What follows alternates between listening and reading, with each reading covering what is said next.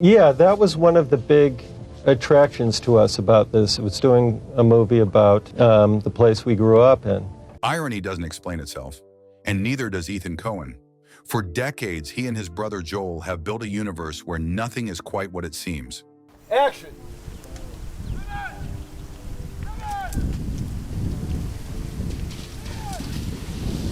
Where cowboys quote philosophy, where criminals speak in riddles, where the absurd and the tragic share the same frame. Their films don't follow rules. They create their own language. And the actors who speak that language, they're a very specific breed. Ethan doesn't cast for relatability, he casts for strangeness. For actors who can deliver lines that shouldn't work but somehow do, who can be funny and frightening in the same breath. Who understands that Coen characters aren't people? They're rhythms, patterns, music made flesh. Most actors would drown in that style. The ones Ethan keeps calling back, they learn to swim in those strange waters. This isn't about range or versatility. It's about fit, about finding the exact frequency the Coens operate on. These 7 actors don't just perform in Coen films. They inhabit a world that exists nowhere else. A place where dialogue sounds written but feels spoken, where violence arrives without warning, where meaning hides in the margins. Getting that right takes more than talent. It takes instinct for the bizarre. Here are the actors Ethan Coen returns to, the ones who cracked the code, the ones who prove that weirdness is a skill. 7. John Goodman. John Goodman doesn't enter Coen films. He erupts into them. You know, that kind of disavowing the shit that you actually love is, like, interesting. And it just seemed, like, real and human. And from The Big Lebowski to Oh Brother, Where Art Thou? To Inside Llewyn Davis, Goodman brings the same gift every time. This is your partner. Is the whole world gone crazy? Am I the only one around here who gives a shit about the rules? Market zero. Controlled chaos. He's a massive presence who can turn on a dime. Funny one second, terrifying the next. That volatility is exactly what Ethan needs. Unpredictability wrapped in precision.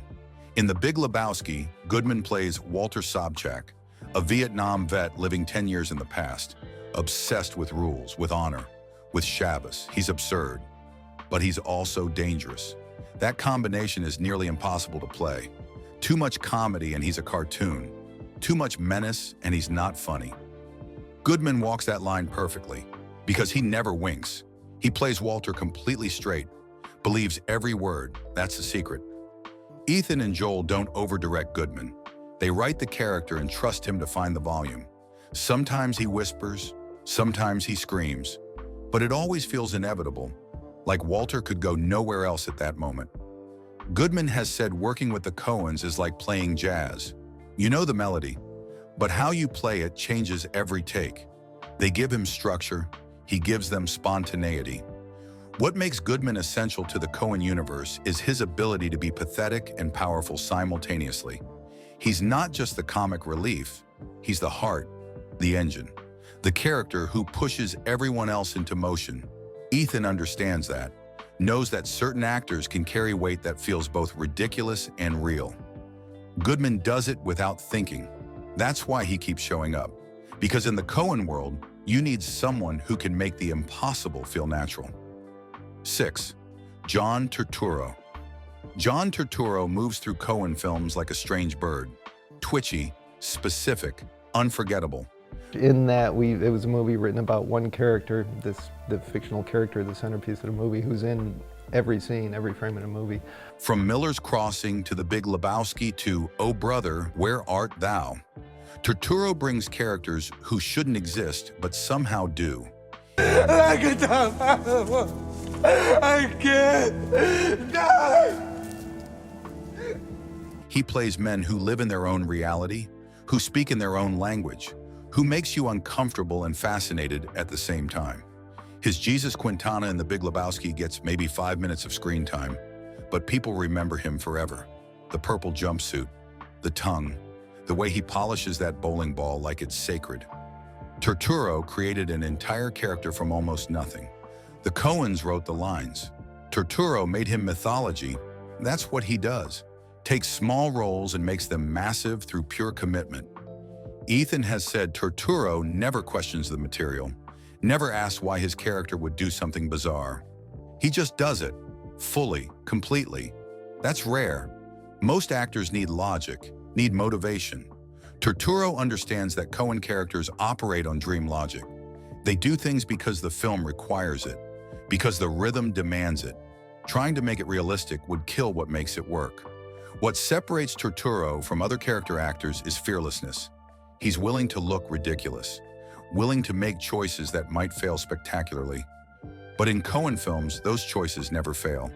They become iconic because Ethan and Joel create space for strangeness, and Turturro fills that space completely. 5. Holly Hunter. Holly Hunter arrived in Raising Arizona like a spark hitting gasoline. The film is manic, fast, completely unhinged. Think about the movie that you're, whatever movie you're promoting, in a different way than we do. I mean, as you say, a sort of... And Hunter matches that energy without breaking a sweat. Door, wiping his tear-dimmed eyes. She plays a police officer desperate for a baby, willing to steal one to build the family she wants. In anyone else's hands, the character could be grating. Hunter makes her heartbreaking. The Coens write dialogue that doesn't sound like real speech. It's heightened, rhythmic, almost musical. Hunter has the instinct to ride that rhythm instead of fighting it. She delivers lines at breakneck speed, but you hear every word. Every syllable lands. That takes incredible technical skill. But Hunter makes it look effortless. Like that's just how people talk in Arizona. What Ethan loves about Hunter is her intensity compressed into a small frame. She's tiny, but she fills the screen, commands every scene without raising her voice, just through sheer force of presence. The Coens built an entire film around that energy. Let her drive the story forward, let her be funny and desperate and fierce. Hunter never held back, never tried to soften the character. She understood the assignment. Go big or go home. They only worked together once, but Raising Arizona helped define what Coen comedies could be. Fast, strange, grounded in character despite the insanity. Hunter proved that you could play cartoonish situations with real emotion, that the absurd and the genuine aren't opposites, they're partners. Ethan never forgot that. Every actress who's worked with them since has had to measure up to what Hunter did, and very few have matched it. 4. Steve Buscemi. Steve Buscemi is in more Coen films than almost anyone, and he dies in most of them, often badly. That's not a coincidence.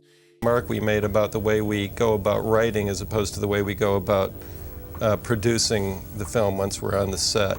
Ethan and Joel recognized early that Buscemi had a specific gift. He can play pathetic better than anyone alive.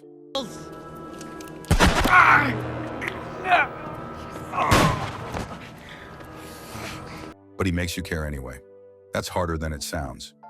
Pathetic usually means forgettable. In Buscemi's hands, it becomes unforgettable. In Fargo, Buscemi plays Carl Showalter, a small-time criminal who thinks he's smarter than he is. Everything goes wrong for Carl. Everything. He gets shot, betrayed, finally fed into a wood chipper. But you never stop watching him, because Buscemi makes every bad decision feel logical. From Carl's perspective, he's doing everything right. The world is just conspiring against him. That's tragic and hilarious simultaneously. The Coens write characters who talk too much, who explains when they should shut up, who dig themselves deeper with every word. Buscemi is the perfect vessel for that. He has a voice that grates, a face that looks worried, an energy that screams desperation. But underneath all that, there's humanity. You see Carl trying, failing, trying again. Buscemi never judges his characters. He just plays them honestly. What makes Buscemi essential to the Coen universe is reliability. Ethan knows exactly what he'll get. A performance that's precise but never precious. That finds comedy in darkness. That makes you laugh and wince at the same time. Buscemi understands their wavelength instinctively. Doesn't need explanation, just shows up and delivers. That's why he keeps appearing. Because some actors become part of a director's vocabulary, and Buscemi speaks fluent Coen. 3. Frances McDormand. Frances McDormand isn't just Ethan Coen's favorite actor. She's his wife. But that's not why she keeps appearing in their films. She appears because she's better than almost everyone. Because she brings gravity to stories that could float away. Because she understands the Coen rhythm better than anyone. She helped create it. From Blood Simple to Fargo to Burn After Reading, McDormand has anchored their strangest ideas. Fargo made her a legend. She plays Marge Gunderson, a pregnant police chief investigating murders in Minnesota. The character could have been a joke. Small-town cop out of her depth. McDormand made her the smartest person in the film. Not through flash, through patience. Marge sees everything, judges nothing, just does her job. That simplicity is what makes the performance brilliant. No tricks, no grandstanding, just a good person in a bad situation. Ethan has said directing McDormand is like having a secret weapon. She finds things in the script that aren't written, adds layers through silence, through looks, through the way she holds her body. The Coens write dense dialogue, but McDormand knows when not to speak, when to let the moment sit. That instinct is rare. Most actors want to fill space. McDormand trusts the emptiness. 2.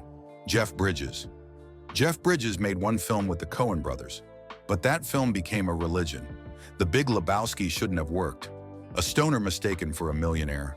A kidnapping plot that makes no sense. Characters who speak in non sequiturs. On paper, it's a mess. But Bridges found the center. He plays the dude, a man who just wants to bowl and drink White Russians, who gets pulled into chaos he never asked for, and who somehow survives by refusing to care. The role required Bridges to do almost nothing. No arc, no transformation. The dude at the end is the same as the dude at the beginning. That's the point. Everyone around him changes, escalates, breaks down. He just abides. Playing that without becoming boring is incredibly difficult. Bridges makes it look easy. He found a rhythm, a way of moving and speaking that feels completely natural, like he's not acting, just existing.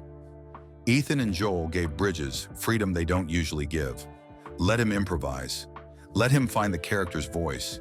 Bridges brought things they didn't expect. The way he mixes drinks, the way he shuffles, the bathrobe. All of that came from him. The Coens wrote the structure, Bridges filled it with life. That collaboration produced something neither could have made alone. A character who's become bigger than the film, who people quote endlessly, who exists in the culture like he's real. What makes Bridges perfect for the Coens is his lack of neurosis. Most actors worry about looking good, about being liked. Bridges doesn't care.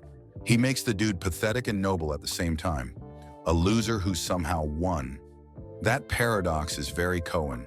They love characters who shouldn't work but do. And Bridges embodied that completely.